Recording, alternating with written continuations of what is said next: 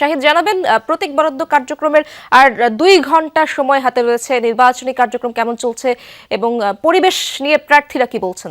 ময়মনসিংহ জেলা প্রশাসকের কার্যালয়ের যে মিলনায়তন রয়েছে সেখান থেকে সকাল 10টা থেকে প্রতীক বরাদ্দ শুরু হয়েছে।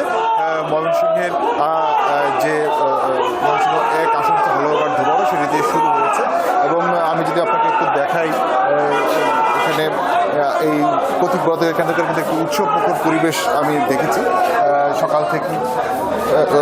সকাল থেকেই একটি উৎসবমুখর পরিবেশ দেখেছি। প্রার্থীরা আসছেন, তাদের সমর্থকরা আসছেন, নেতাকর্মীরা আসছেন, এসে তারা তাদের প্রতীক যেটি বরাদ্দ যেটি পাচ্ছেন তারা নিয়ে যাচ্ছেন এবং এই যে নির্বাচনের যে একটি হাওয়া যেটি আমরা বলি যে নির্বাচনকে সামনে রেখে যে উৎসবমুখর পরিবেশ তৈরি হচ্ছে সেটির একটি ছোটোখাটো সংস্করণ আমরা এই ময়মনসিংহ জেলা ডিসি অফিসের যে মিলনায়তন রয়েছে এই কার্যালয়ের সামনে আমরা দেখতে পেয়েছি।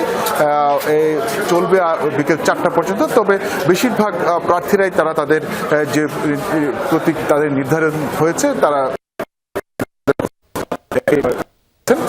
এবং তারা অনেকেই নেতা কর্মীদেরকে এলাকার স্থানীয় মানুষদের ভোটারদেরকেও সাথে এনেছেন।